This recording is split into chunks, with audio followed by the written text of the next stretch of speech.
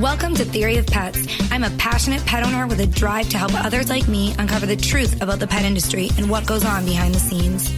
So let's say there's a blizzard or some really cold storm that comes in and people get snowed in for a few days and they can't walk their dog because it is too cold outside. What would you say that they should do to keep their dogs physically and mentally active? Yeah, so that can be a tough one. One thing to note is that physical activity, it's super important, but mental stimulation can wear a dog out just as quickly as physical stimulation. So, if you're stuck in a position where you can't take your dog out on walks or you guys can't go to the park, is a great opportunity to freshen up on sit stays and place. You can get online and look at some different tricks you can teach your dog and how to do it. Getting different things like puzzle bowls and puzzle toys instead of just throwing their food in a bowl, making them work for it. Other things like getting Kong toys and, filling them with different things and then throwing them in the freezer so they have that kind of mental stimulation of working it out. That's not going to completely replace needing that physical outlet, but it's definitely going to help. Got it. And I just want to know this because I use the Kong toy. I use the frozen peanut butter and the Kong toy trick. Is that the same kind of mental stimulation as a dog playing with a puzzle? Is that like, because to me it seems like, I don't know, I do it because I know she'll be there and she'll just be really interested because she's very unbelievably food driven. I'm sure we all are like, oh my god, my dog's the most food driven.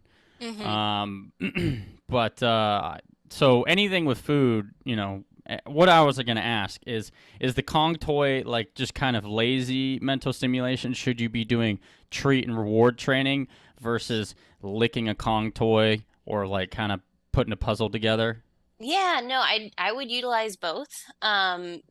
With the, like you mentioned, the kind of treat and reward training. So working on sits, working on downs, working on down stays, working on shutting the door or, what have you. Get me a beer. There you go. Get me a beer.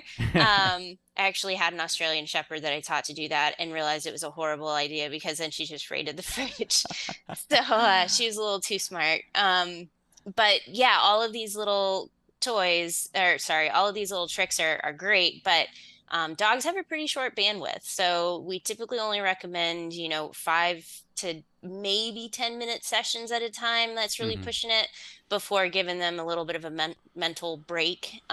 So having just these short little sessions throughout the day, it's going to keep your dog, really into the exercise. It's going to help them digest what you're working on, but it's still going to give them that mental stimulation without getting frustrated. Got it.